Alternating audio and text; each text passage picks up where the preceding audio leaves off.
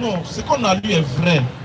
Si c'est vrai, faut écouter. Si ce qu'on a lu est vrai, et que l'esprit est descendu, est rentré dans la partie intime de Marie, et qui est sorti Jésus, et on vous demande, par l'explication qui est faite, qui est alors, si on demande, c'est ce que, en fait c'est ma question, si on demande à Marie, qui est le responsable de ta grossesse, Marie va répondre comment? C'est ça je veux que vous me...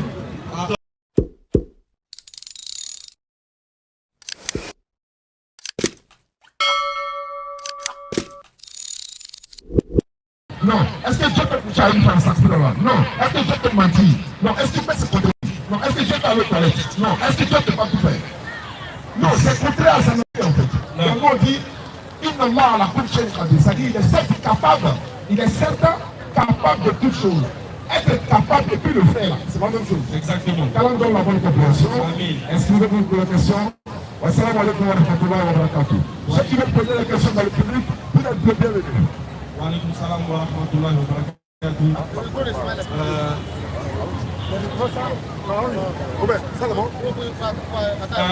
Alhamdulillah, alhamdulillah. C'est bon, ça sonne, c'est bon. Vous m'entendez, j'espère. C'est bon. Alhamdulillah. Alhamdulillah, il y a quelqu'un déjà? Oui, si les présidents viennent. Ok.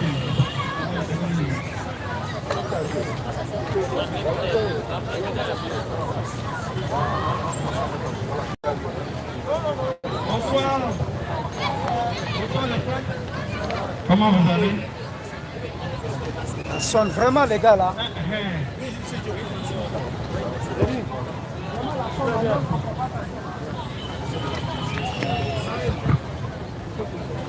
Bonsoir, bon arrivée au Bénin.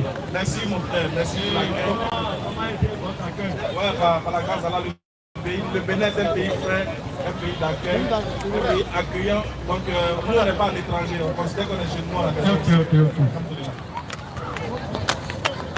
Oui, voilà, vous pouvez venir. Voilà.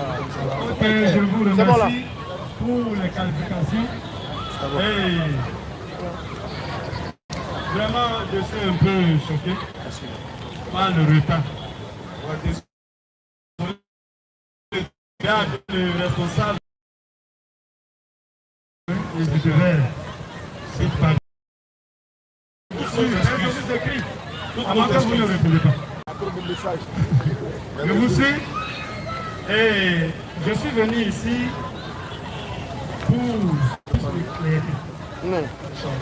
C'est quelque chose. Ça, c'est moi qui dois Nous parlons de la religion musulmane. Oui. Je vous ai servi avec les pasteurs, avec n'importe qui. Voilà. J'ai au moins 3 préoccupations. La première, j'aimerais demander qu'on m'explique. Parce que j'ai dit, si je viens ici, je ne vais pas lire la Bible. Je ne veux pas venir ici lire la Bible. D'abord, je veux, si vous avez les égennes d'Ibn Kassir, c'est dans ça, je veux que vous m'expliquiez. Parce que je ne veux pas, j'ai beaucoup entendu dans vos propos la Bible. Donc moi j'ai dit, quand je vais venir, je veux poser des questions dans vos livres. Pour que par vos réponses, si possible, je peux avoir des éclaircissements. C'est pour ça que j'ai demandé que je veux les essences de Ibn Kassir et je vais donner des passages. La première préoccupation, je veux des éclaircissements sur la paternité de Jésus. La paternité de Jésus. Je veux des éclaircissements sur la paternité de Jésus. Je vais donner là où on va lire et c'est là que je vais poser maintenant la question. Avant de poser ta question, mon frère, d'abord, je veux qu'on fixe un principe. D'abord, nous, on est frères, oui. En Adam, on a le même sang qui coule dans nos veines. Oui. Même si on n'est pas forcément des frères dans la religion, mais on est des êtres humains. Oui. Voilà. Et ici, nous sommes, on va dire, on est chez nous en Afrique. Oui, oui. Voilà. le Bénin est un pays qui est laïque. Voilà. Donc l'échange qu'on va avoir, on veut montrer aux gens que il est possible qu'il y ait un dialogue entre deux personnes qui ne sont pas d'accord, mais ça peut se faire dans le respect et dans la quiétude la plus pacifique, vraiment. Dans le respect le plus total, et puis dans l'amour et dans la fraternité. On va débarrasser nos cœurs de tout préjugé, de toute haine, et puis on va échanger, même si on n'est pas d'accord, mais comme les gens nous écoutent, chacun va juger et chacun va prendre le chemin qu'il veut. Exactement. Voilà, donc on va dépassionner le débat. On n'est pas venu prouver qu'on est plus fort que toi. Toi non plus, tu n'es pas venu prouver que tu es plus fort que nous. On va faire parler les Écritures et c'est la vérité de Dieu qui va réagir. Oui. Ok, merci. Si on peut se saluer. Merci. Ok, vas-y. Bon, comme je l'ai dit tout à l'heure, je veux les Ézènes d'Ibn Kassir, l'édition à nous. À nous. Je veux ça. Et c'est par là que je vais commencer mes questions parce que je vais donner le versets et on va lire et vous allez m'expliquer. Peut-être c'est moi qui suis en train de... Allons-y. On n'a pas, je ne pense pas qu'on ait les exégètes d'Ibn Kassir ici. On n'est pas venu avec les tafsirs d'Ibn Kassir. Il faut donner la référence, c'est pas grave. On va voir où tu vas en venir. Vraiment. J'ai parlé de paternité. De la paternité de Jésus. Si on avait ça, on allait lire pour que le monde nous entende. Est-ce que toi tu as déjà lu? Oui, j'ai eu la chance de noter. Non, je n'ai pas recopié, mais j'ai lu. Qu'est-ce que le texte dit? Ok, le texte nous dit, dans les Ézènes d'Ibn Kassir, sourate 66 à partir du verset 12, il nous a dit, lorsque l'ange Jibril est venu vers le Marie, il a reconnu que Marie était saine. Et que, après avoir salué, il a soufflé l'esprit dans l'encolure de Marie. Je reprends. Il a soufflé l'esprit dans l'encolure du vêtement de Marie. Quand on parle de l'encolure, c'est où? C'est ici. C'est en bon français. Ouais, c'est pas grave. Ok. Et que l'esprit est descendu. L'esprit qui a été soufflé est descendu vers la partie. Alléluia. Amen. La partie privée de la femme. Et que c'est là Jésus est sorti. Si l'écriture a été effective comme ça, dit que l'ange Jibril ou bien l'ange Gabriel est venu souffler l'esprit dans l'encolure de la femme. Et que l'esprit est descendu dans son parti intime. Et que Christ, Jésus dont on parle, est né. Or, pour naître un homme, ou bien pour qu'un homme soit né d'une femme, il faut un homme et une femme. Comment se fait-il? Si j'ai une bonne mémoire, si je n'ai pas oublié certaines choses, il a dit que l'ange Jibril, Allah lui a donné une femme humaine parfaite. Que l'ange a été, que Dieu lui a donné une femme humaine parfaite avant de venir chez Marie pour souffler l'esprit dans l'encolure. Maintenant, pas ça. Avec tout ce que j'ai entendu, j'ai lu. J'aimerais demander, avec ça, qui peut être le père? Si par exemple on demande à Marie, voilà que le Coran nous a dit que Marie était vierge. La Bible nous a dit que Marie est vierge. Maintenant, si on lui demande qui est le père, le responsable de ta grossesse, elle va répondre quoi? C'est ma première question, s'il vous plaît. Ok, merci beaucoup pour ta question, mon frère. Cette question ne nécessite même pas beaucoup de salive. Ok. Dans le Coran, tu as raison. Ce que tu dis est vrai. Jésus est né de manière miraculeuse. Et ça fait partie d'Ibn Kassir que je viens de lire. Jésus n'a pas de père. Non. On ne peut pas dire que c'est vague. C'est vague. Non. C'est qu'on a un souffle. Qui a un souffle? C'est Dieu. Dieu dit que Regarde, dans le Coran, oui, Dieu dit que quand il a créé Adam, il lui a insufflé de son esprit aussi. Tu vois, non? Oui. Dieu dit que il a soufflé son esprit en Adam et Adam a pris vie. De la même manière, il a soufflé de son esprit à Marie et dans son ventre, il y a eu une vie. Si tu cherches le père de Jésus, il faut d'abord chercher le père d'Adam. Si tu trouves le père d'Adam, tu connaîtras le père de Jésus. Non. Non. Non. Je ne sais pas si. Tu ne sais pas quoi. Je vais te dire. Ce que j'ai dit. Revenons. Revenons. À ce qu'on vient de lire. Si on va répondre selon. Vous avez dit tout à l'heure que nous allons prendre par les Écritures. C'est vrai, c'est ça les Écritures que je t'ai donné. J'ai dit, mon frère, regarde, Je dis, écoute, chez nous les musulmans, oui. Jésus n'a pas dit papa. Vous avez dit chez vous, vous voulez accepter que Jésus n'a pas de papa. Même ça veut dire que ce qu'on a lu là n'a pas de sens, c'est ça? Non, ce qu'on a lu est vrai. Mais si c'est vrai, il faut écouter. si ce qu'on a lu est vrai, et que l'esprit est descendu, est rentré dans la partie intime de Marie, et qui est sorti Jésus, et on vous demande, par l'explication qui est faite, qui est alors, si on demande, c'est ce que, en fait c'est ma question, si on demande à Marie, qui est le responsable de ta grossesse, Marie va répondre comment? C'est ça je veux que vous me donnez. En fait, Selon ce qu'on a lu, si on lui demande qui est le responsable. Ok, je te comprends.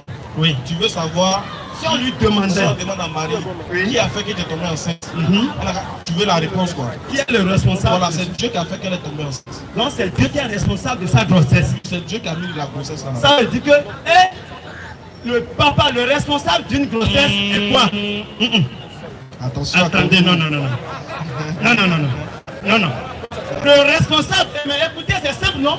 Le responsable, si vous êtes papa, Non, doucement. le responsable de la grossesse, c'est qui? Doucement. C'est pas papa? Viens, doucement. Je suis là. Qui? Je ne suis pas pasteur. Pardon, mon frère. Excuse-moi. Ouais. Qui est le responsable? Si on lui demandait qui est le responsable de ta grossesse, En supposant, on prend ma maman. Oui. C'est ta maman. On prend ma maman. oui. On demande à ma maman qui est le responsable de ta grossesse. Elle va répondre qui? Non, c'est moi qui vous pose la question. Non, moi, je te demande. On demande à ma maman. Non, ne me répondez à ma question, ne me posez pas. Je vais t'aider quoi. Tu vas comprendre. Non. Si on demande à ma maman qui est le responsable de ma grossesse, Elle va répondre. elle va dire c'est mon papa. Ah, hein? Attention. Oui. Qui est le responsable de la grossesse? C'est mon papa. Oui. Mais qui a mis l'enfant dans mon ventre? Est-ce qu'elle va dire que c'est mon papa? Qui a mis? Qui a créé l'enfant dans mon ventre? Est-ce qu'elle va dire que c'est mon papa? Non. Écoutez. C'est pas mon papa. Non, écoutez. Non. Qui a fait que... Attends, mon frère. Oui. On est d'accord que c'est un homme qui enceinte une femme. Oui. On est d'accord. On est d'accord, non? Donc, est-ce que vous êtes Qui est... d'accord? Attends, Attendez, doucement. On va aller pas à pas, on va se comprendre. On n'est pas On va on les- est en train d'aller là où je veux. Est-ce qu'on est d'accord que Allah est le responsable de la grossesse de Marie? On continue. Non, doucement. Le mot Ne responsable. repartez pas derrière, s'il vous plaît, comme vous avez Tu l'habitude veux de le faire. comprendre? Tu veux comprendre? Je dis, est-ce que vous êtes d'accord avec moi que Allah dont vous parlez là est le responsable de la grossesse de Marie? Je dis oui. C'est fini. Bon, on continue. Tu as déjà ce que je veux. C'est bon? Oui, C'est bon? c'est fini. Au plus je vais continuer, Donc, je dis au monde entier que ce débat-là prenne fin. C'est fini. C'est fini? Oui. Ok, avançons. Que ce débat-là s'arrête. De paternité de Jésus là. On connaît ça aujourd'hui au Bénin. Paternité. Oui. Est-ce qu'on a parlé de paternité? Mais oui, le responsable de grossesse, c'est son papa. C'est le père. On est d'accord. Doucement. On a Faut te calmer. En fait, je t'ai dit, ne peux pas chercher à avoir tout était. C'est ce qu'il t'a dit, c'est ça que tu l'as fait. Au début, j'ai dit quoi? J'ai dit, ne cherchons pas à avoir raison nous-mêmes. Faut pas venir montrer. Écoute-moi. Vous avez dit oui. Je me suis bien Regarde, quand laissé. tu parles, moi je t'écoute. Quand je parle, il faut m'écouter aussi. C'est bon. Regarde, on ne fait pas une discussion pour montrer que moi, il était gagnant, mais il a raison. Je veux. En fait, est-ce que le peut changer au moins? Et quand les gens nous écoutent, il faut au moins. Toi, tu es d'accord, mais attends, regarde, on va comprendre. Toi, non. Tu fais une nuance entre celui qui est l'auteur d'une grossesse et puis celui qui permet qu'il y ait une grossesse. C'est ça ta nuance. Toi, tu cherches le Père de Jésus. Tu ne cherches pas qui est la cause qui a fait que Marie tombe enceinte. C'est pas ça toi tu cherches. Donc, qui est le père? Maintenant, tu utilises un mot en français qui a plusieurs sens. Responsable. Tu dis qui est le responsable de la grossesse de Marie? Mais qui est responsable de la grossesse de Marie? C'est Allah. Oui, tout le monde sait que c'est Dieu qui a fait que Marie est tombée enceinte. C'est bon. Ou bien? C'est bon. Mais qui est le père de l'enfant? Qui est le père de l'enfant? C'est toujours là. Là, c'est grave. Là, c'est grave. Vous voyez? Tentez de dire que si je vous dis, votre fils, C'est pas ça. vous n'êtes pas le père de votre fils, Non. vous serez d'accord? En fait, ce que tu dois comprendre, Oui. qui est l'auteur de la grossesse de moi, ma maman? Excusez-moi, Je viens- selon la lecture, Non, on va aller, tu vas comprendre. selon ce qu'on a lu, Si on se comprend pas là, grâce à qui nous sommes venus au monde? Je veux savoir. c'est pas grâce à Dieu, C'est pas grâce à nos papas? c'est grâce à Dieu. Est-ce que c'est pas grâce à nos papas? C'est grâce à Dieu. C'est grâce à Dieu. Je veux savoir. Et notre papa, là, quel est son rôle? Le rôle de mon papa, Hein. c'est un canal pour Il moi. a fait quoi pour que moi je vienne au monde? Entre mon papa et Dieu, là, grâce à qui je suis sur la terre? Votre papa, Et Dieu. oui. C'est grâce à Dieu. Pourquoi c'est. Et mon papa, lui, il a joué quand même. C'est grâce à mon papa? Pourquoi c'est grâce à Dieu?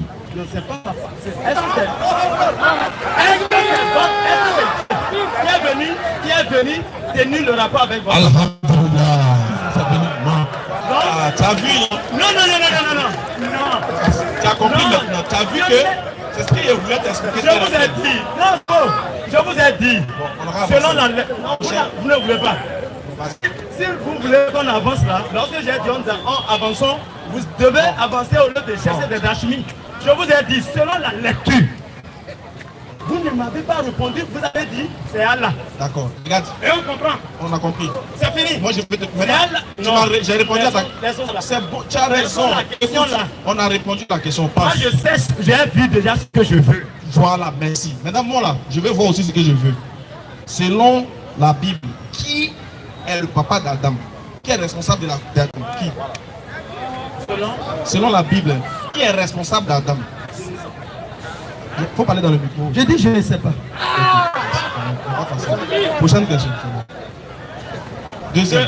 Ma deuxième préoccupation, c'est concernant la mort du prophète Mahomet. D'accord. C'est concernant la mort du prophète Mahomet. D'accord. Et toujours, voilà, comme il n'y a pas de gêne. Il faut parler tout le monde. Ça, c'est une exigence aussi. T'as vu, on s'est attendu. Vas-y. Ok. Ce que j'ai lu concernant la mort du prophète Mahomet.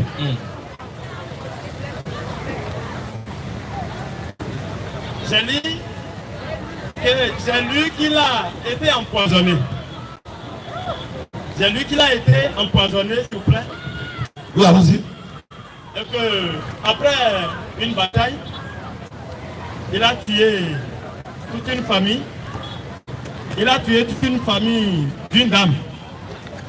Et la dame s'est énervée et voulant se venger, elle a empoisonné la viande de mouton. Et le prophète, la dame disait, si effectivement il est de Dieu, la viande, le morceau de la viande va lui tenir informé qu'il y a poison dans la viande. Si c'est un vrai prophète. Si c'est un vrai prophète, c'est de Dieu. Allons-y. On est d'accord. S'il est de Dieu, s'il est un vrai prophète, que la viande, le morceau de viande va lui informer qu'il y a du poison. Mais ça n'a pas été le cas. Il a mangé la viande. Et il est mort. Et non, il n'est pas mort. Ah, Attendez. Il a mangé la viande. Après avoir mangé la viande, il a commencé par sentir que il a été. Il y a une partie. Et ici, c'est un faux prophète. Si moi, il va mourir. Quand je veux la partie là aussi. Allons-y. Non, il faut aller ajouter ça. Mais il va mourir finalement. Voilà, il fallait dire ça. Oui, il va mourir. Non, elle dit, Oui. si tu es un vrai prophète là, Oui. tu manges là, ça va rien te faire. Mais si c'est un faux prophète, s'il mange, il va mourir. Oui. Voilà. Donc, allons-y. S'il mange, il va mourir. Oui. Ok. Il a mangé. Il a commencé mais il n'est par... pas mort. Il dit, allons-y doucement. Il n'est pas mort. Qui a dit qu'il n'est pas mort? Je n'ai pas dit qu'il n'est pas mort. Le résultat est là. Allons-y. C'est écrit. Je t'écoute. Hein. Allons-y. Après, il a commencé par sentir les effets du poison.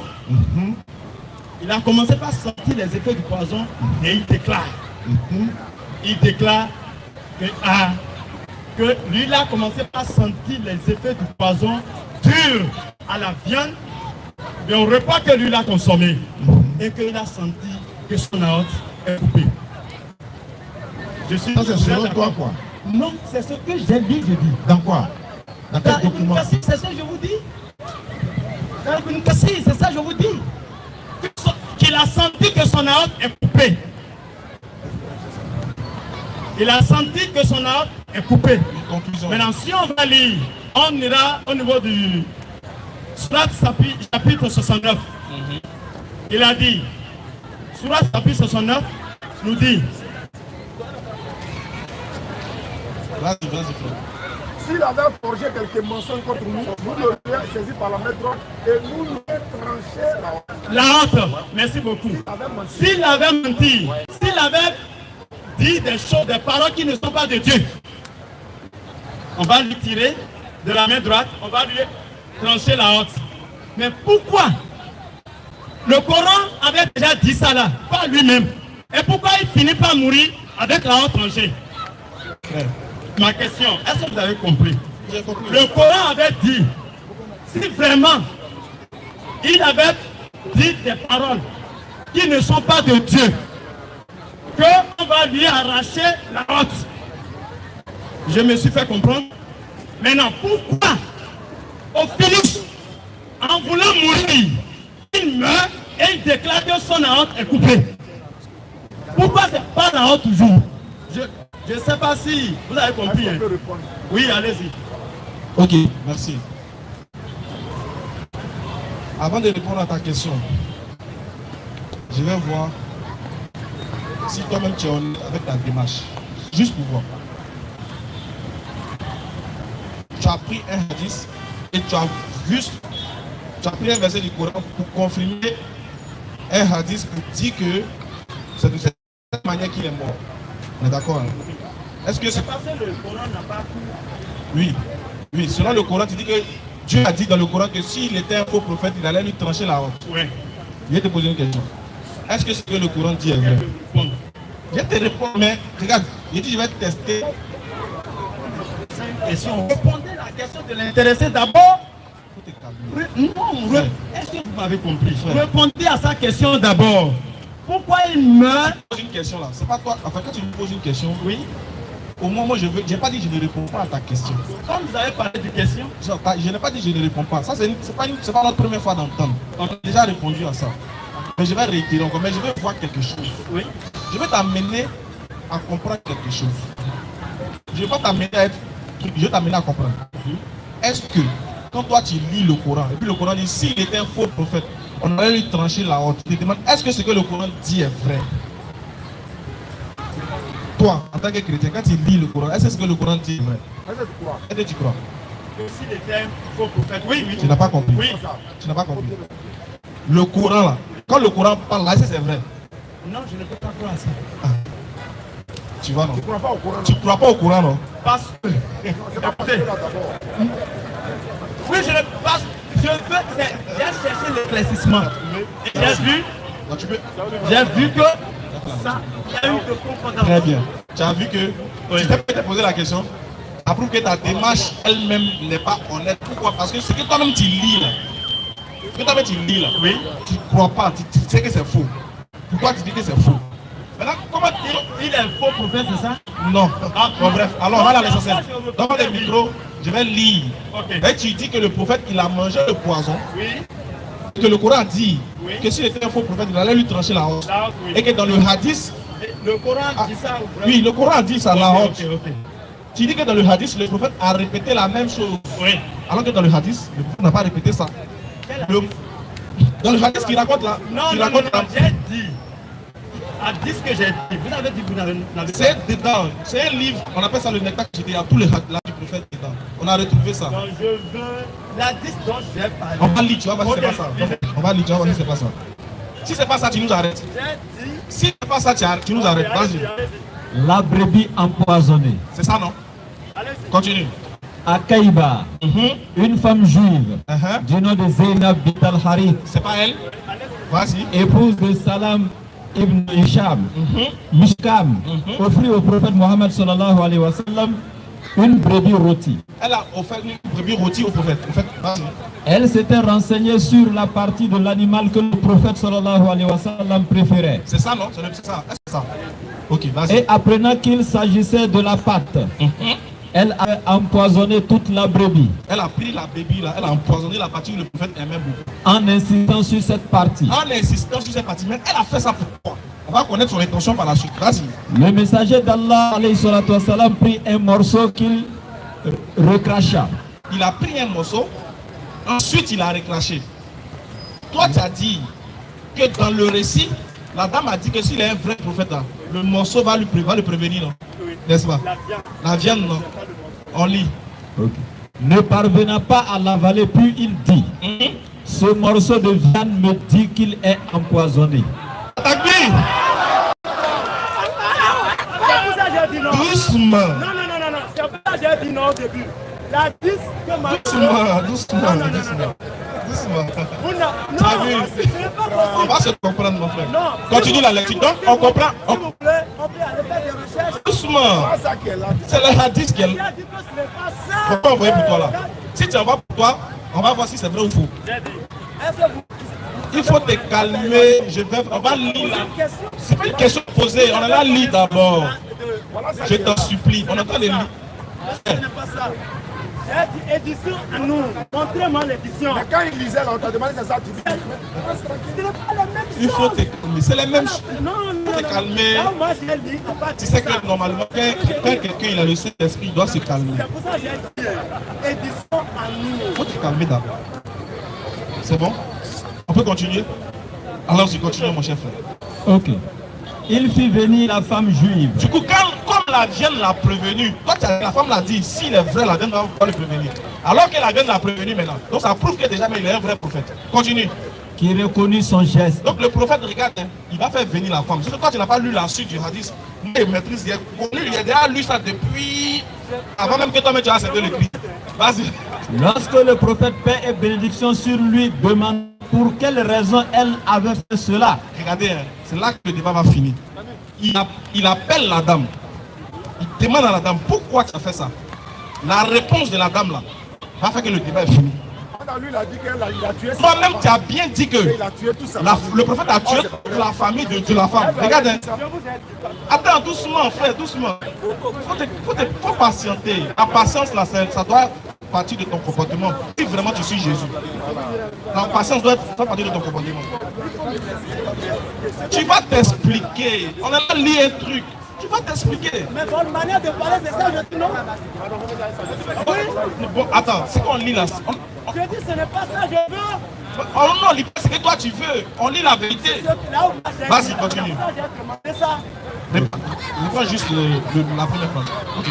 Il fit venir la femme juive qui reconnut son geste. Il fit venir la femme juive qui reconnut son geste. Elle a reconnu qu'elle a fait. Vas-y. Lorsque le prophète, paix et bénédiction sur lui, demanda pour quelle raison elle avait fait cela. Il lui demande pourquoi tu as fait ça. Elle répondit. Elle dit, je me suis dit que si tu étais un roi, je me débarrasserais de toi. Premier point, si tu étais un roi, j'allais me débarrasser de toi. Vas-y, deuxième. Et si tu étais un prophète, si tu étais un vrai prophète, tu découvrirais la vérité. Tu allais savoir la vérité. Vas-y. Le prophète, paix et salut sur lui, pardonna. Mais plus tard. Attends, elle dit, si tu étais un vrai prophète là, j'allais te prévenir que c'est empoisonné. Si tu étais un roi, tu n'allais pas savoir, tu allais manger puis tu allais mourir. Donc premier point, elle confirme que c'est qu'il est qui? Il est vrai prophète parce que quoi, la viande n'a fait quoi? La viande, il a dit, la viande l'a prévenu que c'est empoisonné. Donc par la réponse de la dame, elle prouve que le prophète est vrai. Maintenant, deuxième point, la suite, regarde, il dit que quand le prophète il a mangé la viande, La viande, le but de la dame, c'était de quoi? C'était de le tuer, n'est-ce pas? Alors que s'il mangeait, s'il était un faux prophète, s'il mangeait la viande, il devait faire quoi? Regardez, s'il est faux prophète, ils ont empoisonné le nourriture là. Oui. S'il mange, il doit faire quoi? Il doit mourir. Il doit mourir. Oui. Mais est-ce que quand il a mangé, il est mort? Oui, il est mort. Tu es sûr? Oui, il est mort. Parce que lui-même dit. Attends, quand il a mangé là, il est mort. Il est mort. On va voir. Donc, Vous avez bien entendu, hein?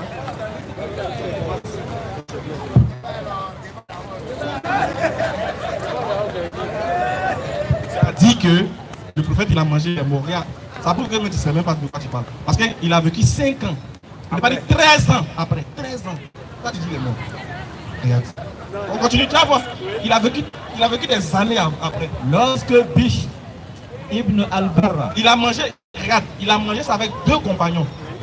Il a mangé avec 2 compagnons. C'est les 2 compagnons qui sont morts sur le champ. Ibn Marou mourut après avoir mangé de cette viande. Tu as vu, quand son compagnon Bish a mangé là, lui il est mort sur le champ. 2 autres compagnons aussi l'ont mangé. Le deuxième qui a mangé, il est mort aussi. Voilà comment ils vont aller chercher la femme maintenant. Tu as vu? Tu vois?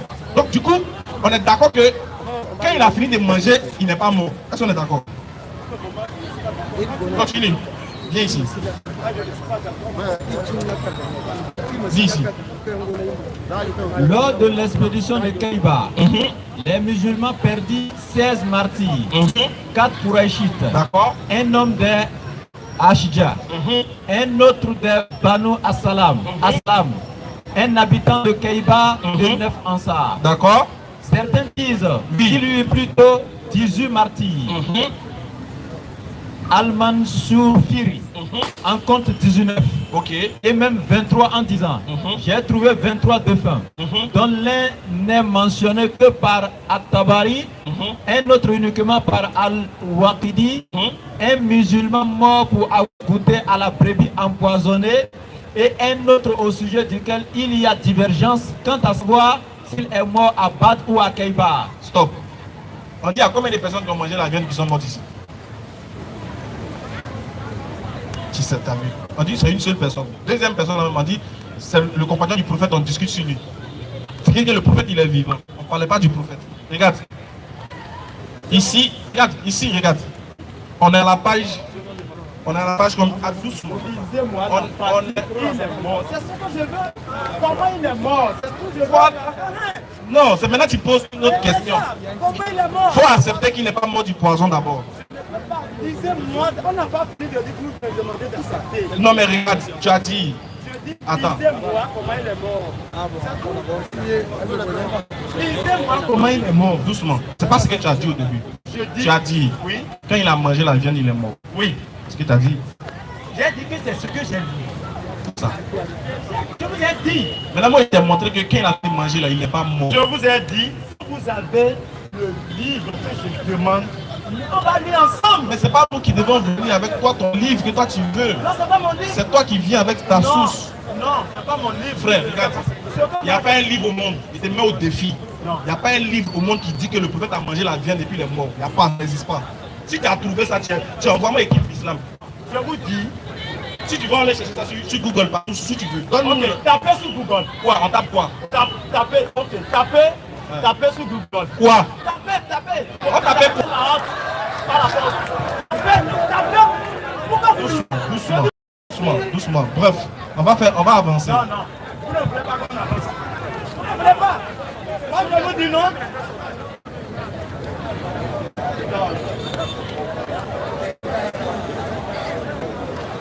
Dites que... Est-ce que c'est... Je dis que ma vie, vous avez ça. Non, vous le faites me dit, maintenant.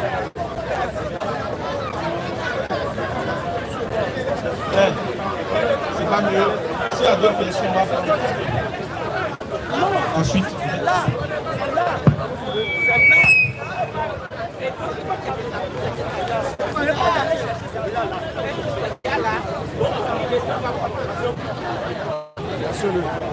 Allons-y.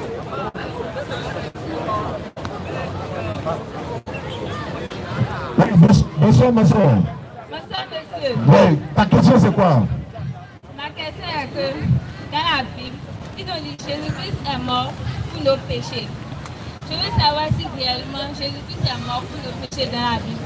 Dans Romains 3, le verset 24. C'est ça que je veux savoir. Merci. Merci beaucoup, ma soeur. Oui, c'est vrai, c'est ce qui est dit. C'est ce qui est dit. Jésus est mort pour nos péchés. D'abord, en islam, on ne meurt pas pour le péché de quelqu'un chez nous les musulmans. Merci. Il faut te repentir, l'éternel Dieu te pardonne tes péchés. Allah dit dans le Coran, Surat 39, 53, dis à mes serviteurs qui ont commis des péchés à leur propre détriment de ne pas désespérer de la miséricorde d'Allah. Allah pardonne tous les péchés. Ça fait un. En ce qui concerne Jésus-Christ, il est mort pour vos péchés. Pour moi, c'est Jésus lui-même qui devrait dire, si vous croyez à ma mort, vous serez sauvés. Mais quand je lis la Bible, là, je n'ai jamais vu nulle part où Jésus dit, moi, ma mort vous sauve. Mais c'est vrai, c'est écrit dans la Bible que Jésus est mort pour vos péchés, mais ce n'est pas Jésus qui a dit ça. Tu as cité Romain. Jésus, lui, n'a jamais dit ça. Mais quand on demande à Jésus dans la Bible, comment on fait pour avoir le paradis? Il ne cite pas sa mort. Parce que ma soeur, quand mort pour le péché de quelqu'un consiste à dire, par exemple, je prends un exemple. Je ne souhaite pas, hein, si toi tu es malade, est-ce que c'est maman qui est à la maison qui va boire les comprimés pour que tu sois guéri, ou bien c'est toi qui vas boire les comprimés? C'est toi qui bois les comprimés. Maintenant, pourquoi toi tu as péché et puis c'est Jésus qui prend? Tu vois que tu vois un peu, c'est la même chose. Moi j'ai péché, c'est moi qui prends. Deutéronome 24, verset 16, la Bible dit, le père ne porte pas le péché du fils et le fils ne porte pas le péché de son papa. Chacun meurt pour son péché. Deutéronome 24, 16. Dans la même Bible, Ézéchiel 18, verset 20 à 23, l'âme qui pêche, c'est elle qui mourra. Le père ne porte pas le péché du fils, ne porte pas le péché du père. Si le méchant revient de toutes ses méchancetés, ça veut dire que s'il se répand, alors l'Éternel Dieu dit, s'il se répand, il observe mes lois et mes commandements, il vivra, il ne mourra pas. Je prends un autre exemple. Si Jésus est mort pour vos péchés, admettons, ceux qui sont morts à l'époque de Moïse, là, est-ce qu'ils vont aller en enfer? Non. Pourquoi ils ne vont pas aller en enfer? Parce qu'ils ont cru à Moïse. Mais si Jésus est mort pour nos péchés, mais pourquoi Jésus n'est pas mort pour le péché du peuple d'Abraham? Jésus n'était pas là-bas. Pourquoi il n'est pas mort pour le péché du peuple de Moïse? Parce qu'il n'était pas là-bas. Mais le peuple de Moïse, est-ce qu'ils iront en enfer parce que Jésus n'était pas là? Non. Si tu crois à ton prophète qui est de ton époque là, tu seras sauvé. C'est ce que la Bible dit. Moïse et les enfants d'Israël, dans Exode 32, verset 30 à 35, il a dit ceci. Vous pouvez lire ça? Exode 32, verset 30 à 35. Et il y a un même passage dans Marc également. Jésus a dit à une personne, mon enfant, tes péchés te sont pardonnés. Mais Jésus n'est pas encore mort, il dit tes péchés te sont pardonnés. Exode 32, verset 30 à 35. Exode 32. Oui. Verset 30. Oui. Le lendemain, Moïse dit au peuple, vous avez commis un grand péché. Vous avez commis un grand péché. Je vais maintenant monter vers l'Éternel. J'obtiendrai peut-être le pardon de votre péché. Tu as entendu? Il aurait pu dire non, attendez, il y a le fils de Marie qui va venir ici, les morts vous serez sauvés. Il dit non, allez voir Dieu, je vais parler avec lui. Peut-être je vais obtenir le pardon de vos péchés. Continue. Moïse retourne vers l'Éternel. Moïse, c'est le seul prophète qui parlait à l'Éternel Dieu. Il entend la voix. Allons-y. Ah, ce peuple a commis un grand péché. Il dit Seigneur, pardon. Ce peuple-là, ils ont commis un grand péché. Maman, il te demande pardon. Ils se sont fait un Dieu d'or. Ils ont fabriqué Dieu d'or. Dieu en or, là, ils ont fabriqué ça. Ils t'ont laissé, puis ils ont donné autre divinité en dehors de toi. Pardonne maintenant le péché. Non seulement il te demande pardon, il faut les pardonner les péchés. Sinon, efface-moi de ton livre que tu as écrit. Donc si tu ne veux pas les pardonner, il faut effacer mon nom de ton livre de vie. Qu'est-ce que Dieu dit? L'Éternel dit à Moïse. Il dit à Moïse. C'est celui qui a péché contre moi que j'effacerai de mon livre. C'est celui qui a péché contre moi que je vais punir, que je vais effacer de mon livre. C'est pas les innocents. C'est-à-dire toi tu n'as rien fait et puis c'est lui là qui paye. C'est-à-dire que toi tu pêches et puis c'est Jésus qui prend. Toi, tu as péché aujourd'hui. Bon, Jésus n'est pas là aujourd'hui. Qui prend ton péché? Si Jésus est mort pour nos péchés, ok. Mais est-ce qu'on ne continue pas de pécher? Si, maintenant, qui prend ce péché-là encore? Personne. Tu dois te repentir chaque jour. Non. Jésus n'est pas mort pour nos péchés. Au contraire, dans Luc 6, verset 18 à 20, un chef interrogea Jésus. Bon maître, que dois-je faire pour avoir la vie éternelle? En d'autres termes, je dois faire quoi pour aller au paradis? Je dois faire quoi pour te sauver? Jésus dit quoi? Pourquoi tu m'appelles bon? C'est Dieu seul qui est bon. Tu connais les commandements, il faut pratiquer les commandements. Tu ne commettras point d'adultère, tu ne déroberas point, tu ne diras pas de faux témoignages au nom de ton père et ta mère. Le monsieur dit, j'ai observé tout ça. Jésus dit, il te manque encore une chose. Il aurait pu dire, tu crois à ma mort, tu es sauvé. Il dit, vends tous tes biens, distribue-les aux pauvres, viens et suis-moi, tu auras un trésor dans le royaume de Dieu. On appelle ça les bonnes vies. Donc ce n'est pas la mort de Jésus qui vous sauve, parce que dans la Bible, c'est Satan qui a trahi Judas, et puis Judas est parti livrer Jésus, qui a inspiré, disons, il a dit. Donc Jésus, étant le messager de l'éternel Dieu, Dieu l'a envoyé pour tirer les enfants d'Israël et prêtres vers la lumière. Il leur a dit ceci, il faut aussi que j'annonce aux autres villes la bonne nouvelle du royaume de Dieu, car c'est pour cela que j'ai été envoyé. Il n'a pas été envoyé pour mourir. Tu as une question? Merci, monsieur. Tu es chrétienne? Donne-lui le micro. Qu'est-ce que tes parents sont chrétiens? Non. Tes parents sont quoi? Bon. C'est un papa qui est musulman. Alhamdulillah, toi tu m'intéresses. Le côté là déjà c'est bon. Pourquoi tu ne es pas sur la voie de ton papa pour être sauvé? Est-ce que tu sais que selon le Coran, si tu es musulman, c'est écrit dans le Coran, non, sur la vie tu seras sauvé. Moi tu prends, tu veux le verset? Le verset dans le Coran, et puis c'est écrit musulman entré au paradis. Musulman, le mot musulman est là, et puis d'ailleurs, si tu étais musulman, bon, je souhaite. Tu vois la soeur qui est derrière moi? Regarde. Tu vois comment elle a appelé? La maman de Jésus, la Saint-Nazaire, elle a appelé.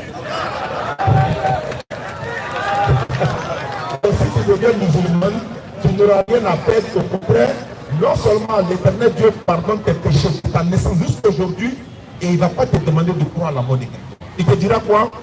Prends de l'eau, 50 francs, prends les ablutions, prosterne-toi devant lui, et puis il te pardonne. C'est tout. C'est ça l'islam. Surat 43, 68 à 70, on va dire, et puis tu vas voir, je vais voir qu'est-ce qui t'empêche à devenir musulman. 1, c'est payant. 2, il n'y a pas de sacrifice à faire. 3, nous ne sommes pas des marabouts ni féticheurs. Parce que les gens confondent marabout et féticheur. Marabout, c'est celui qui enseigne l'islam aux enfants. Le maître, marabout. Mais les gens confondent marabout et puis charlatan. Marabout et féticheur. Les féticheurs, ils ont leur rôle. Les charlatans, à part. Et les musulmans sont à part. Est-ce que tu comprends, ma soeur? Donc si tu deviens musulman étant une soeur, on va te dire par exemple, une femme qui est en règle là, elle ne doit pas rentrer à l'église. C'est biblique. C'est dans la Bible. Une femme qui est disposée ne doit pas rentrer dans l'église. Donc tu vas pratiquer ça. Tu vas te prosterner pour adorer l'Éternel. Comme Jésus se prosternait, comme la maman de Jésus. La maman de Jésus est mentionnée dans le Coran, y compris Jésus. Donc nous musulmans, nous le respectons. 43, 68 à 70. Je vous en prie. 43, verset 68. Vas-y frère. Oh mes serviteurs, Tu es parmi les serviteurs de l'Éternel. Allah s'adresse à toi et il t'appelle. Les serviteurs, vous ne devez avoir aucune crainte aujourd'hui. Allah te met en assurance. Il ne faut pas avoir peur aujourd'hui. Vous ne serez point affligés. Le jour du jugement dernier, si tu vas voir pourquoi tu ne seras point affligé. Ceux qui croient en nos signes. Tu crois réellement que c'est Dieu qui a créé le ciel? Oui. La terre? Oui. Et que c'est lui qui t'a créé? Oui. Ceux qui croient en nos signes, ça ne suffit pas? Et sont musulmans. La condition maintenant, ceux qui croient en nos signes, tout le monde croit au signe de l'Éternel ici. Même le frère qui est assis là, le chrétien, il croit au signe de l'Éternel. Et la différence maintenant, c'est quoi? Ceux qui croient en nos signes, entrez au paradis. C'est-à-dire ceux qui croient en nos signes. Ceux qui croient en nos signes Et puis, sont musulmans. et puis ils sont musulmans. Où est leur sort? Quel est leur sort? Où ils vont? Entrez au paradis. Est-ce qu'ils rentrent seuls? Vous et vos épouses. Qu'est-ce qu'ils font là-bas? Vous y serez fêtés. On va aller te célébrer. On va aller te célébrer au paradis. Est-ce que tu es prêt à suivre la région de Prince? Lui, il est fils de pasteur. Jusqu'à présent, son papa est pasteur. Il est devenu musulman. Ton papa est musulman. Ton papa est musulman. Qu'est-ce qui t'empêche à devenir musulman, ma soeur? Rien ne t'empêche. Rien, non. Donc tu peux devenir musulman si tu Ah veux. ouais, ça. Si tu deviens musulman, ils vont te frapper. Puisque ton papa est déjà musulman. Ils ne vont pas te frapper. Ça fait rien. Tu as obéi à ce que papa veut. Est-ce que toi-même, souvent, quand tu es là, tu as envie de devenir musulman souvent? Ah, tu ne peux pas entrer dedans maintenant. Tu n'es pas encore prête. C'est ça? Ok. Je vais faire la vie d'abord quoi. Dans les maquis, par les des musulmans, les autres. C'est ça alors. Ok. Ok, c'est ton choix, Inch'Allah. on prie Dieu que Allah fasse que tu sois musulman bientôt. T'as compris? Ok, merci beaucoup pour tes questions. On va prendre le prochain intervenant. Salam alaikum wa rahmatullahi wa barakatuh. Nous invitons la sœur. Non, elle peut s'arrêter là-bas. Elle peut s'arrêter là-bas et puis on lui donne le micro. Il n'y a pas de souci. Ne l'envoyez pas forcément devant. Bonsoir le groupe. Bonsoir madame. Ma question est que j'aimerais savoir la différence entre Dieu et Allah. J'ai 3 questions. D'accord. Et la deuxième question, le prophète dont vous parlez, Oui. qui l'a créé? Bonne question. Et ma troisième question est que quelle est la différence entre Mohamed, Issa et Jésus? Voilà. D'accord. Merci beaucoup. Merci pour vos 3 questions. Mais attendez, la première question, vous avez dit, vous voulez savoir la différence entre Allah et Dieu. Très bien. La différence se trouve dans la conception que les gens ont des 2 différents mots. C'est là-bas que se trouve la différence. Sinon, pour nous, Allah est le Dieu qui a créé les cieux et la terre. Il est Allah dans les cieux et Allah sur la terre. Il est Dieu dans les cieux et sur la terre. Maintenant, je vais te dire une autre chose. Des gens, quand ils entendent, eux, ils ne pensent pas que c'est eux, ils se disent que non, c'est le Dieu des musulmans seulement. Genre, c'est un Dieu qui a un nom arabe, il est musulman. Ça n'a rien à voir. Chez les musulmans, pour dire le mot Dieu, on utilise 2 mots peut-être. Parce que le mot Dieu s'accorde en genre et en nombre. Et il y a son féminin et il y a son masculin. Le mot Dieu c'est en français. Ça s'accorde en genre et en nombre et il y a son féminin et il y a son masculin. On peut dire des dieux, on peut dire un dieu, on peut dire une déesse ou des déesses. Du coup, quand on veut parler, nous les musulmans, on a marqué la différence. Voilà la différence. Si c'est bien Ilahu, c'est le mot Ilah qui est utilisé pour dire Dieu. Mais non. Vous pouvez marquer la différence entre les dieux qui sont sur la terre. Parce que même dans la Bible, Satan est appelé Dieu. Parce que même dans la Bible, Satan est appelé Dieu. Mon frère chrétien ne pourra pas me contredire. C'est vrai. Satan est appelé Dieu de ce monde. Dieu dans la Bible dit que nous sommes des dieux aussi dans la Bible. Les hommes sont appelés Dieu. Par exemple, dans le monde du football, on dit Lionel Messi est le Dieu du football. N'est-ce pas? Plusieurs personnes sont appelées Dieu. Si plusieurs personnes sont appelées Dieu, et qu'on veut parler maintenant du détenteur des cieux et de la terre, pour marquer la différence, pour montrer son autorité, on va utiliser le mot Allah. Quand tu dis Allah, automatiquement, on sait que tu ne parles pas d'un petit Dieu, mais tu parles de celui qui a créé les cieux et la terre. Mais, pour conclure, Allah ne veut pas dire Dieu, mais Allah est Dieu. C'est bon? Est-ce que j'ai bien répondu à votre question? Ok, merci. Deuxième question. Ma soeur, la deuxième question c'était toujours la différence entre Jésus et Mohamed Issa. Alhamdulillah.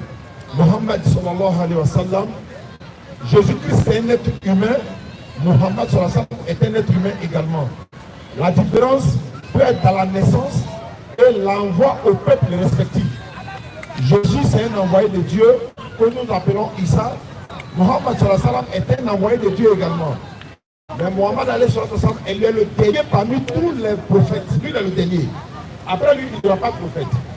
Jésus, fils de Marie, lui également c'est un prophète. Que Dieu a envoyé, mais uniquement pour les enfants d'Israël. Mohamed, lui, il a été envoyé à l'humanité tout entière.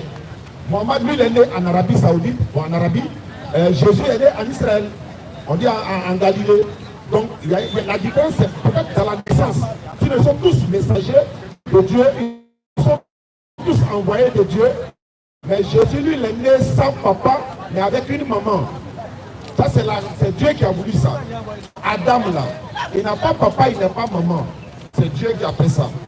Ève, qui devient la femme d'Adam, là, elle a papa. On considère Adam comme son. Jésus, il a une maman, mais il n'a pas de papa. Maintenant, toi et moi, on a papa et maman. Donc, quelqu'un comme Jésus, là, l'Éternel Dieu peut créer des milliards. Même dans l'arbre, là, Dieu peut faire sortir un enfant. Donc, la différence entre Jésus et Mohammed, ils sont tous des envoyés de Dieu. Ils sont des prophètes de Dieu. Avoir un enfant, c'est quand tu vas à la retraite. Ou bien quand tu vas mourir, il va prendre ta place. Dieu, lui, va aller où pour que son enfant prenne sa place. Donc, Jésus n'est pas enfant de Dieu. Donc, un musulman qui est sur Jésus, en sachant que c'est un envoyé de Dieu et que tu ne te répands pas vite là, c'est dans le Coran, il est également dans la Bible. De la même manière, oui. Qu'un musulman, s'il insulte Jésus en lui, ne seront pas sauvés aussi. Ça c'est clair.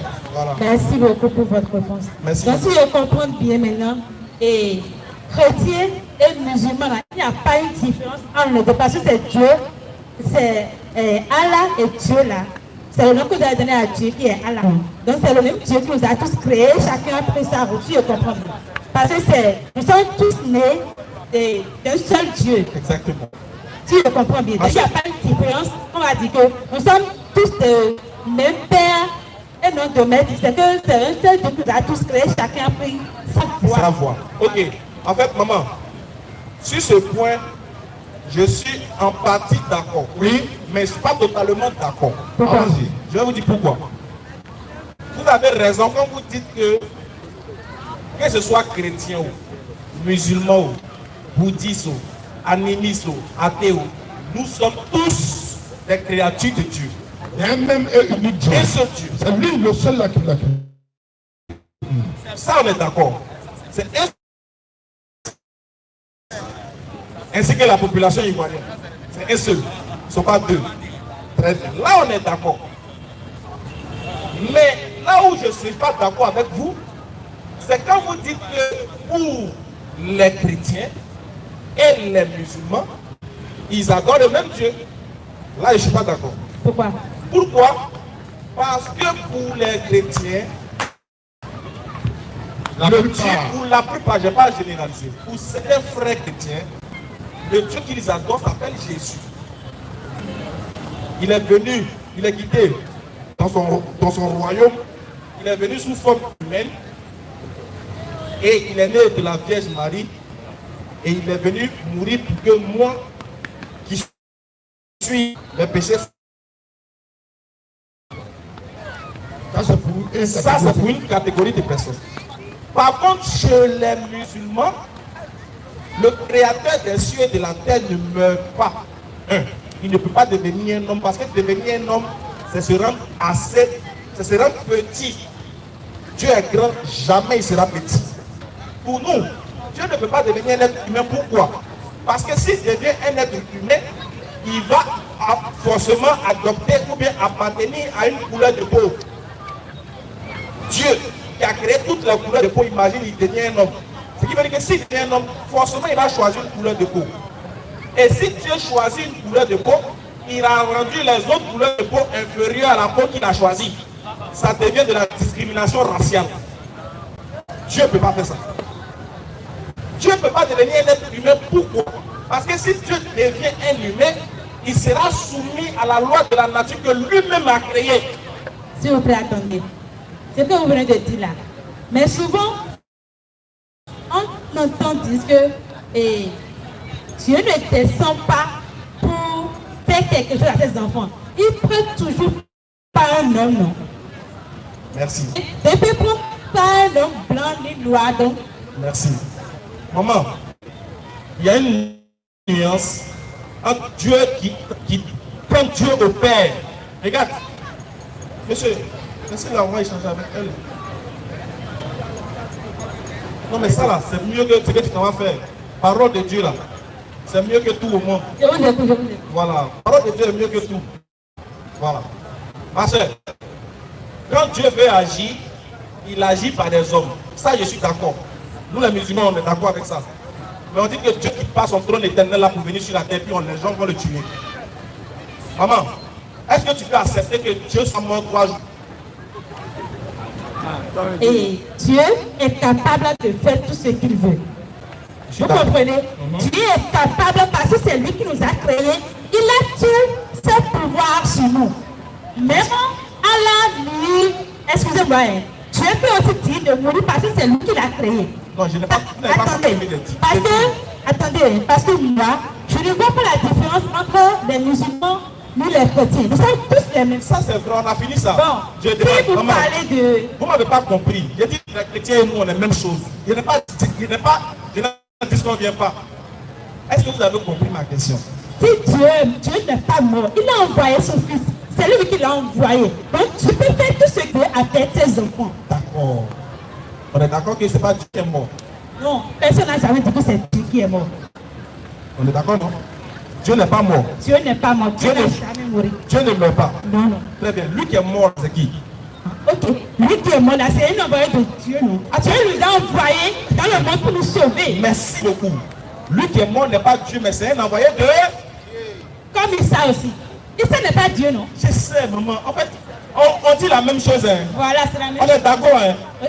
Ok. Tu dis que lui qui est mort là, c'est pas Dieu. C'est ça, non? Ce n'est pas Dieu. Parce que Dieu ne peut pas mourir. Dieu ne meurt pas. On est d'accord, non? Mais regarde quelque chose. Est-ce que je peux prendre le micro avec toi 30 secondes? 30 secondes. Pas ça. La micro ici. Viens donner ça. Attends. Regarde. Toi, tu dis Dieu ne peut jamais mourir. Lui qui est mort à la croix, c'est pas Dieu. Je répète, regarde, je redonne la même question à ton frère qui est là. Mon frère, lui qui est mort sur la croix, est-ce que c'est Dieu? C'est de ça qu'on a parlé. C'est une question de famille vite bâtie. Et moi, je suis un peu pressé. Je suis un peu pressé. Désolé alors. S'il vous plaît. C'est bon, ma soeur, excuse-moi. Désolé, je voulais montrer au travers de sa réponse qu'il ne partage pas le même point de vue. Il ne partage pas le même point. Chacun avec sa philosophie. Donc c'est pas tout. Merci beaucoup. Ok, merci beaucoup, ma soeur. Merci. Monsieur en violet là, vous avez pressé la dame pour qu'elle parte. Vous ne partez pas aussi? Donc il faut prendre le micro alors. Vous avez chassé la dame. Alors que non. Vous pouvez chercher à lui faire comprendre. Monsieur Audrey. Audrey, lui là, on peut passer. Ok. Merci. Doucement avec les frères. Hein? Tout se fait dans la fraternité, dans la tolérance. Ça peut y aller. Ça peut aller, mon cher frère. Et en matière de la religion, il y a quelque chose qui m'intrigue moi. Dis-moi, mon frère. J'aimerais vous poser une seule et une question. Oui, mon frère. Vous allez essayer de me donner la nuance entre la religion et la foi. Merci.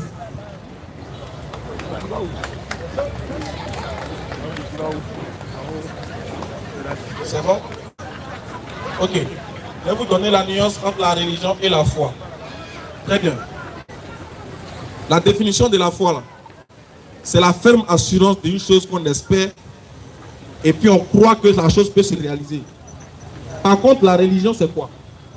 La religion, c'est le moyen par lequel le divin crée une connexion de sorte que la créature le reconnaisse comme étant le créateur, puisse être connecté à lui au travers des ordonnances et des prescriptions qui va lui inculquer comme valeur spirituelle et morale. C'est ça la religion. Voilà pourquoi le mot religion vient du mot religare, c'est-à-dire relié à. Donc la religion, là, mon frère, c'est ce qui te relie à Dieu, ce qui te relie au divin. La connexion entre toi et le divin. Qu'est-ce qui t'a donné? Qu'est-ce qui t'a inculqué pour que tu viennes à lui là? C'est ça qu'on appelle la religion. Ok. Voilà. Pour moi, j'ai l'habitude de dire que la religion, c'est juste les voies et moyens d'atteindre Dieu. Voilà, c'est ce qu'il vient de dire. Mais ce qui est important chez moi, c'est la croyance. C'est de reconnaître que Dieu, il est équilibre parfait. D'accord. Si nous reconnaissons que Dieu est équilibre parfait, on ne doit pas faire, comment dirais-je, on doit pas mettre une discrimination entre les religions. Pour moi, je suis chrétien, fervent, communié, confirmé, baptisé, mais j'ai une telle condition, c'est que c'est ma foi qui me sauve. Exactement. C'est ce que je crois qui me sauve. Et par rapport à ça, je sais que le Christ, il est venu sur terre à cause de moi, de mes péchés, et il est reparti. Et je suis ses prescriptions et je suis sûr et persuadé que le dernier jour, je ferai face à mon Dieu et je vais lui répondre de tout ce que j'ai vécu sur terre, pour être sauvé ou pas. Amen. Merci. Merci. Frère, s'il te plaît. S'il te plaît, reste. Tu es intéressant, c'est bien. Merci, mon frère. Et ça là, nous on respecte ça. Nous on n'est pas venu contredire ça. Plutôt, on n'est pas venu te l'arracher. Non. On respecte ta position. On respecte ta croyance. On respecte. Mais, nous on dit une chose. La sincérité en soi n'est pas gage de vérité. Il se peut que tu sois sincère. C'est vrai que tu es sincère dans ta foi. Mais est-ce que cela veut dire que la sincérité de ta foi va te conduire au salut? Non. Un exemple. Il y a des gens qui adorent des rivières. Toi, en tant que chrétien, tu estimes qu'ils ne sont pas dans la vérité. Alors que eux, ils sont sincères dans leur adoration des rivières. Eux, ils sont sincères dans leur adoration. Il va te dire aussi, il va te montrer les bonnes choses qui ressentent dans cette adoration. Mais toi, en tant que croyant chrétien, tu trouves qu'il est égaré parce qu'il ne comprend pas ce que toi tu comprends. Ce qui veut dire, même s'il est sincère dans sa foi, même s'il est sincère dans sa pratique, pour toi en tant que chrétien, tu te dis qu'il ne sera pas sauvé parce qu'il n'a pas accepté le Christ. C'est de cette même manière que quand tu es sincère dans ta foi, en face de moi musulman, je trouve que tu dois actualiser encore ta foi. Tu es sur le bon chemin. C'est vrai. Tu as un bon cœur. Tu as un bon comportement. Ta religion t'inculque ces vraies valeurs-là. Mais c'est comme une maison inachevée. Je veux achever ta maison. Je veux achever ta foi. Et je veux assurer ton salut. Et pour assurer ton salut, il est nécessaire et primordial pour toi que, en même temps que tu as aimé le Christ et que tu as suivi le Christ, que tu n'oublies pas ce que le Christ a dit. Le Christ dit, il arrivera un moment où moi je vais partir. Il y a un autre prophète qui va venir après vous. Quand il va venir, il vous conduira dans toute la vérité. Ce prophète-là, vous devez croire en lui pour être sauvé. Frère, est-ce que vraiment tu veux respecter les paroles du Christ? Merci. Je suis très ému par votre manière de me convaincre, mais je ne dirais pas que je suis convaincu à 100%, mais je dirais que je vous ai écouté. Et laissez-moi vous dire, je vais essayer de faire le rétro. D'accord. À l'un de que celui-là qui n'est pas musulman n'a pas accès au royaume des cieux. C'est un mot vraiment donné un peu de tic. Et je vous dis, le salut, elle est personnel. Pour moi, le salut, elle est personnel. Je vis ma vie compte tenu de ma foi, compte tenu de ma croyance, et compte tenu de tout ça, j'ai le salut ou pas. Il y a des gens qui sont des chrétiens, des musulmans, qui n'iront pas aux cieux parce qu'ils n'ont pas vécu comme Dieu l'a demandé. Il y a des gens qui vont à l'église tous les jours, qui vont à la mosquée tous les jours, mais qui n'ont pas une vie parfaite. Exactement, ça c'est vrai. Donc par rapport à tout ça, le salut, elle est personnelle. Et chacun sait ce qu'il vit, chacun sait comment il va rendre compte le dernier jour. Oui, maintenant par rapport à ça, ce que tu dis est vrai, mais il y a quelque chose qui n'est pas exact. C'est quoi? Puisque chacun ne sait pas auto-créer, donc chacun ne vit pas comme il veut. Même dans ta maison, frère, est-ce que tes enfants vivent comme ils veulent? Est-ce qu'ils font ce qu'ils veulent? Non. Ils sont régis par rapport aux lois des pères de famille que tu as établies. C'est pareil, même dans ce pays ici au Bénin. Est-ce que nous pouvons faire tout ce qu'on veut? Il y a des choses qu'on ne peut pas faire au Bénin. Pourquoi? Nous sommes régis par les lois béninois. On est obligé de les respecter. C'est pareil pour l'Éternel Dieu. Comme c'est lui qui nous a créés, nous sommes obligés de nous soumettre à sa volonté. Et quand tu es soumis à la volonté de Dieu, c'est là qu'on t'appelle musulman. Et nous allons plus loin. Nous avons dit que quelqu'un peut être musulman et puis mourir et pas aller au ciel. Oui, bien sûr. S'il meurt en dehors de l'islam, il n'ira pas au ciel. Être musulman... Non, c'est ce que j'aimerais rectifier. Je vais te donner les preuves. Permettez-moi de rectifier cela. En fait, tu rectifies sans preuve. Non, la rectification doit être automatique. Je nous en supplie. Tu peux donner les preuves qu'un musulman ne sera pas sauvé. Je nous en supplie. D'accord. Je peux être chrétien et aller à l'enfer. Je peux être musulman et ne pas hériter du royaume des cieux. C'est pas possible. C'est pas possible. Non. Il y a une nuance, il va te montrer. Qu'est-ce qu'il oublie en fait? Frère, regarde-moi, écoute-nous. Mon frère, il y a une nuance entre se faire appeler musulman et être musulman. C'est ce qu'il voulait lui dire. Tu peux te faire appeler musulman et puis tu vas en enfer, mais tu ne peux pas être musulman pour aller en enfer. C'est différent. Tu as vu qu'il y a la nuance, non? Oui. Être et se faire appeler, c'est différent. Beaucoup se font appeler, mais ils ne le sont pas. Beaucoup se font appeler musulmans, mais ils ne sont pas. Parce que de la mosquée, là, il ne sait pas faire autre pratique. Tu vois? De la mosquée, il est dans les maquis. De la mosquée, il est dans l'idolâtrie. Mais est-ce que lui, là, il sait quoi? Il s'est fait appeler musulman, mais il n'est pas musulman. C'est de lui qu'on parlait. Voilà. Chroniquement parlant, c'est seuls ceux qui sont soumis à la volonté d'Allah qui seront sauvés. Bibliquement parlant, c'est ceux qui sont soumis aux lois des prophètes. C'est-à-dire que les prophètes ont été envoyés par Dieu. Quand ils te prêchent la parole de Dieu et que tu crois en ça, tu seras sauvé. Mais et non au prophète là, par exemple, lui il est mort pour nos péchés. Moïse est mort pour le péché de son peuple. Non, c'est pas ce qu'ils ont dit. Ils nous ont conduits vers Dieu. Jésus a dit, il dit quoi? Celui qui vous écoute, m'écoute. Celui qui vous rejette, me rejette. Celui qui me rejette, rejette celui qui m'a envoyé. C'est la même chose. Allah dit dans le Coran, Surat 4, verset 80, quiconque obéit au messager, obéit certainement à Allah. Dans la Bible, c'est pareil. Dans le Coran, c'est pareil. Les prophètes ont été envoyés vers le peuple pour nous guider vers l'éternel. Puisque nous ne pouvons pas connaître Dieu de nous-mêmes. C'est eux qui nous ont appris à prier Dieu. Toi, par exemple, mon frère, tu n'es pas musulman. Moi, je suis musulman. Nous, musulmans ici, là, on a tous la même manière d'adorer Dieu. Tous la même manière. Mais tu sais très bien que ce n'est pas le cas chez toi. Tu t'es attribué une manière d'adorer Dieu toi-même. Si tu te dis, de la manière que tu adores ton Dieu, est-ce que c'est Dieu qui t'a prescrit ça? Si tu dis oui, je te dis, donne-moi le verset, tu ne peux pas trouver. Mais moi, ma manière de prier, c'est coranique, c'est Dieu qui me l'a dit. Ma manière de prendre les ablutions, c'est coranique. Ma prosternation, c'est coranique. Jésus lui-même, il se prosternait pour adorer Dieu. Mais c'est la prosternation qui est l'adoration. La prosternation, et qui nous a autorisé cela? C'est l'éternel Dieu. Et ce qu'il nous a dit de dire là, c'est ce qu'on dit. Je répète, on ne s'est pas auto-créé, on ne doit pas s'inventer une manière d'adorer Dieu. Tu dis chacun à Dieu comme il veut. Mais est-ce que c'est logique? Est-ce que tu t'es créé? Pourquoi tu vas t'inventer une manière d'adorer Dieu alors que tu ne t'es pas créé? Mais c'est celui qui m'a créé là qui doit me dire voici comment il faut m'adorer. Celui qui a fabriqué une voiture là, il a montré un endroit. Ici là, on met pas l'eau, on met huile. Si tu as mis l'eau là-bas, là, ça devient quoi? Montez et regardez. Voilà le problème. Donc celui qui n'est pas musulman, il ne peut pas être sauvé. C'est clair. Maintenant le problème pour rajouter, pour enchérir. Vas-y frère. Mais n'essayez. Non. Le fait de dire celui qui n'est pas musulman ne sera pas sauvé, ça, moi je ne serai pas d'accord. Bon, moi je suis sûr que les musulmans seront sauvés.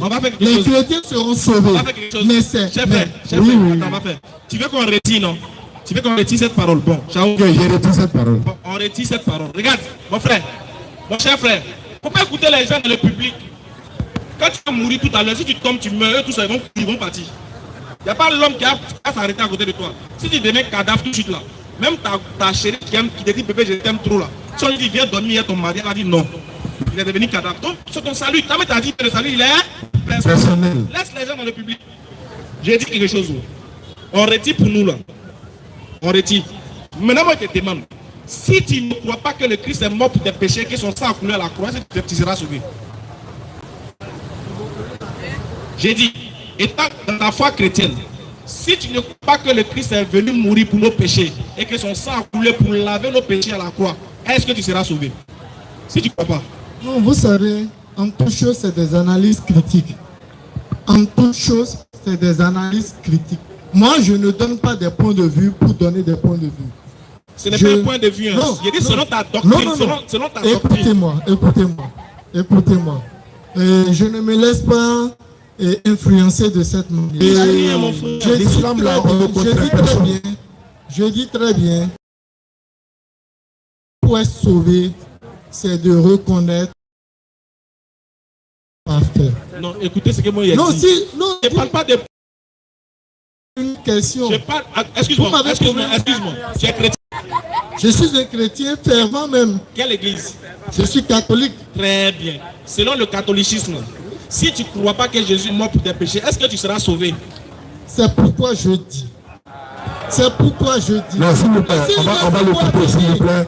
On va laissez-moi finir.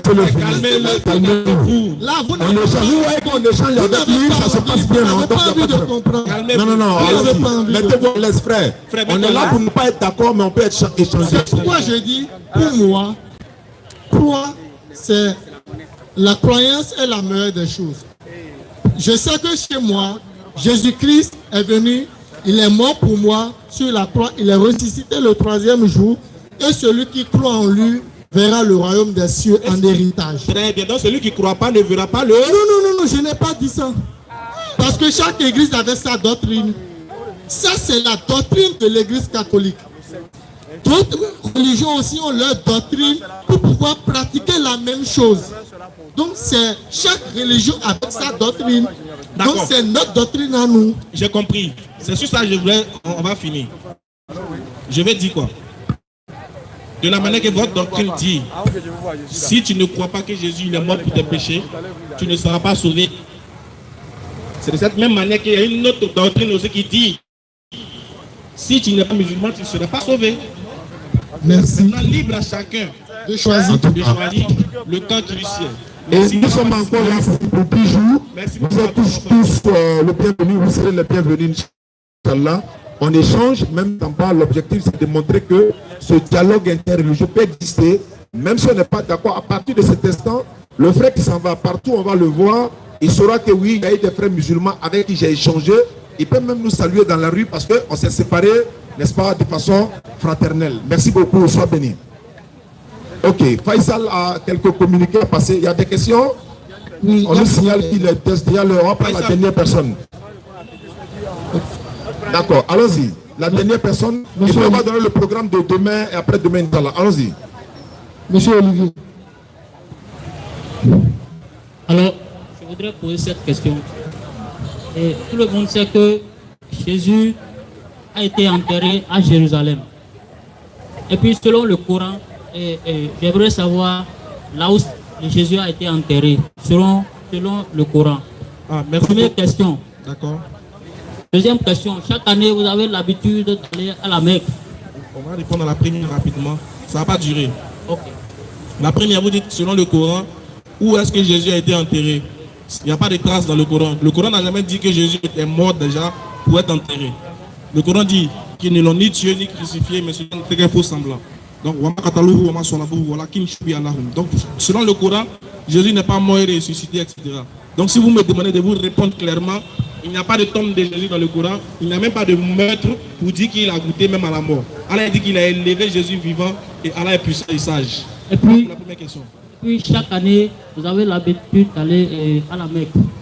Maintenant, les chrétiens ont l'habitude d'aller à Jérusalem pour aller visiter donc là où Jésus a été enterré.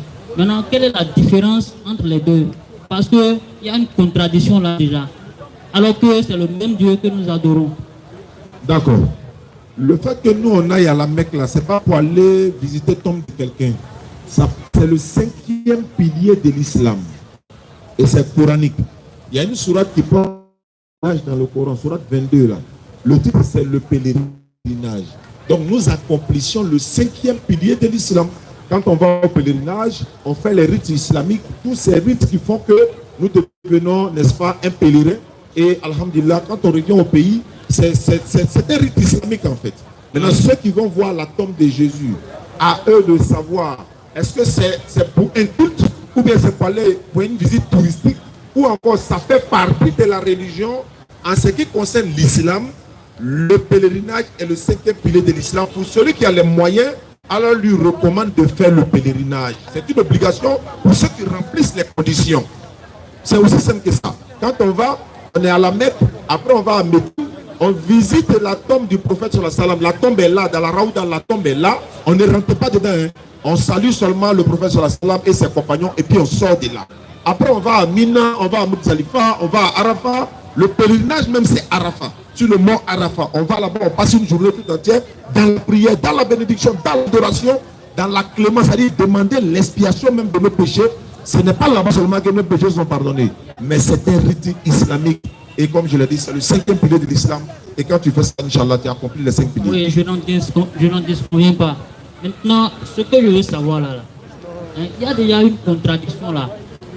C'est le même Dieu que nous adorons. Non, c'est pas le même.